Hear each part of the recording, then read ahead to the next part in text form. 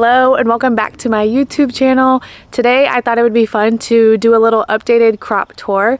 So last time that I was in my fields was a long time ago. The corn was probably this tall and it was in, I think, V5 stage. It was pretty early on in the growing season, and now as you can see, the corn has grown quite a bit. I am now standing in front of 111-day corn, and I want to show you up close a little bit of the action. Okay, so now that we're a little bit closer, you can see that the corn is very tall. This corn is actually at its full height. I'm about 5'6", so you can see it is quite tall. This corn is now in its VT stage, what basically just means we're about 9 to 10 weeks after emergence, and the corn is now at its full size. Now that the corn is in the VT stage, it is at a very critical period. Basically right now is when it is determined how much corn kernels will be produced. So our yields are determined now. Right now the corn is at a period where it could be extremely damaged by hail or dry air. So fingers crossed for a little bit of wind and a little bit of rain, but not too much wind and not too much rain. So the tassels on this corn is now fully visible. So let me show you that. Alrighty, so here are the tassels that I'm talking about. This is the male part of the corn, basically the easiest way to say that.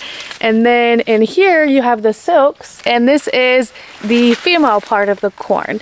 So basically once the corn has entered the VT stage, once it's in the VT stage, the tassels will emerge, and then about 1 to 2 weeks after that, the pollen will shed. And basically the pollination success rate is going to determine how much corn will be produced. So high pollination rate equals higher yields. I am getting eaten alive by mosquitoes. I don't know where you're from, but in the last like 3 to 4 days, the mosquitoes have been thriving. They've been coming up left and right. I feel like up until this point of the year, we have not had any mosquitoes, but we've unfortunately hit that stage. We've had a lot of rains, a lot of rain. So the mosquitoes this year are going to be so bad. So pray for me because I don't handle mosquitoes well. I'm gonna pull an ear off and open it up so that way you can see the silks.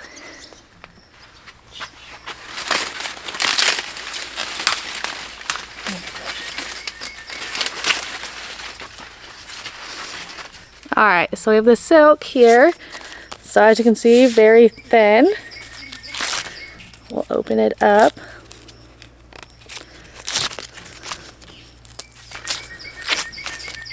I feel like on YouTube I have to clarify that this is not sweet corn. I've had a lot of people commenting like, when am I going to be eating the corn that I'm producing? And I am not a sweet corn farmer. Sweet corn looks a lot differently. Perhaps in a future video I'll go tour somebody's sweet corn farm and show you the difference. But this is not sweet corn. I will not be eating this. Oh, actually I'm a little shocked. I did not think it was going to look like this on the inside. So this is actually more of an R2 stage. So this has been pollinated. So this is technically like the embryos. They're mostly made up of water. And actually,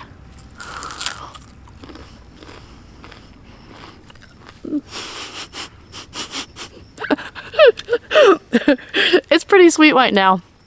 I remember when I was younger, my grandpa would take me out to the field and he would kind of tease me. And he would eat the corn and just go on and on about how good it was, how good it was. And then I would take a bite and I would be sorely disappointed. But this, not too bad. I see why the raccoons are always ruining my fields.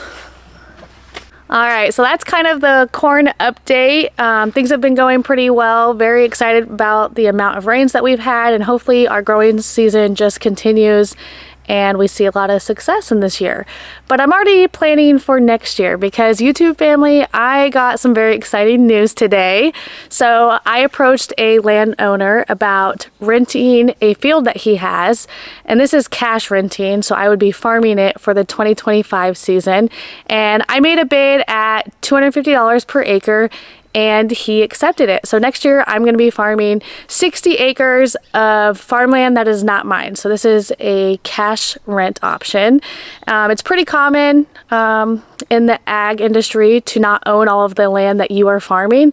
And so I thought this would be kind of fun to break down the cost when I was determining what I should bid, to kind of, I don't know, I get a lot of questions asking, do farmers make money? So I'm going to break down kind of my total cost and then my predicted gross income, and then kind of talk to you about how much money I could potentially make next year off of this land that I'm going to be renting. So all the numbers that I'm going to be spitting off are based on the fact that next year I plan on doing soybeans, and I am predicting possibly a 60 bushel harvest.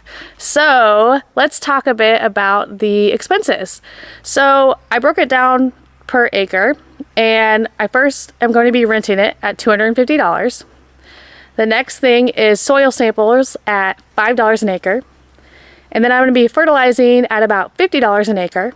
Then I'm going to be disking at $17 an acre.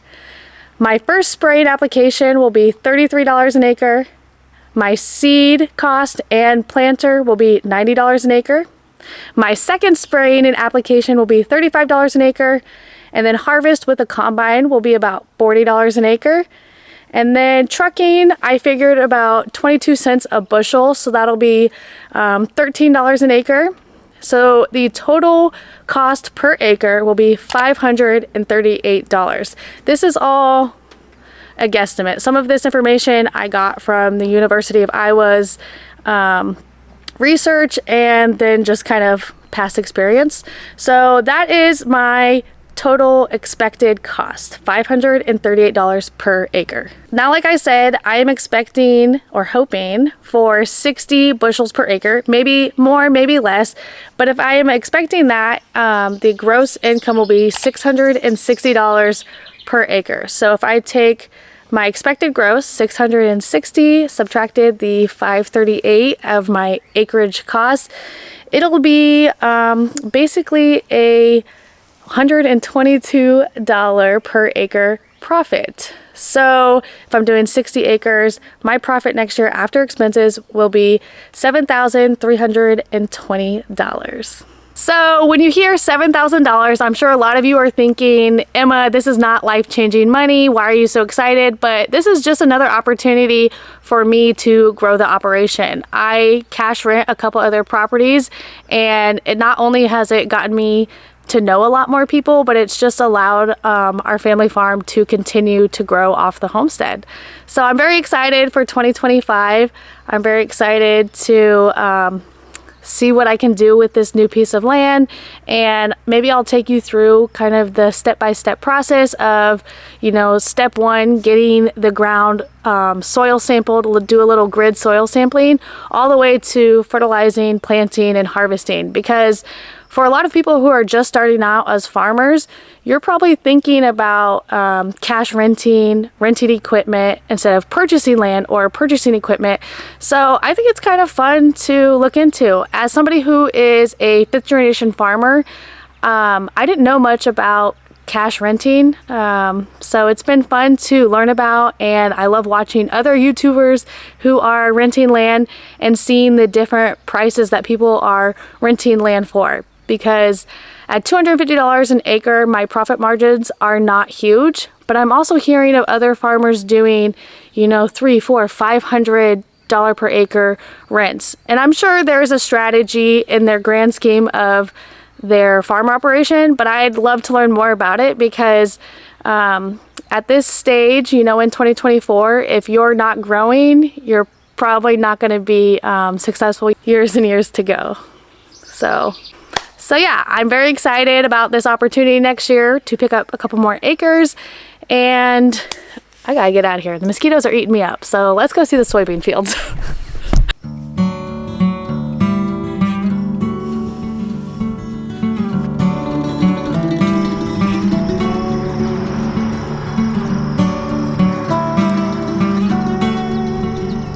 Hello, I'm in front of one of my soybean fields, and as you can see, the soybeans look a lot different from the last time that I did a field tour. My soybeans have grown a lot. It's now canopied, so the area between the rows is completely covered by the soybean leaves, and that'll make it extremely hard for weeds to come up through because the soybeans are stealing all of the sunlight, so that's a good thing.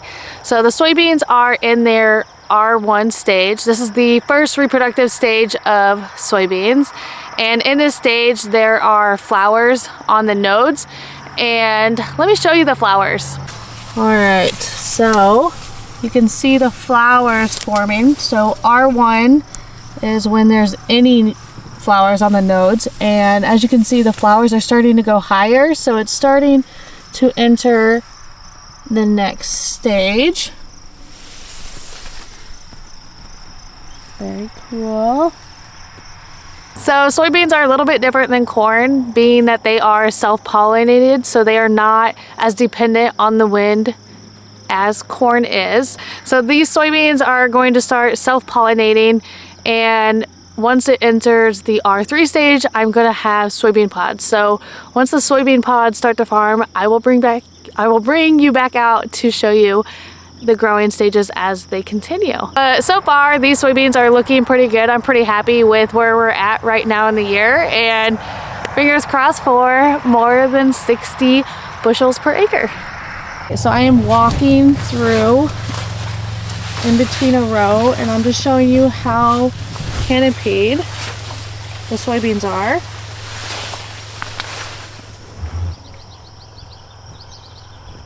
Very nice growth. Little volunteer corn here.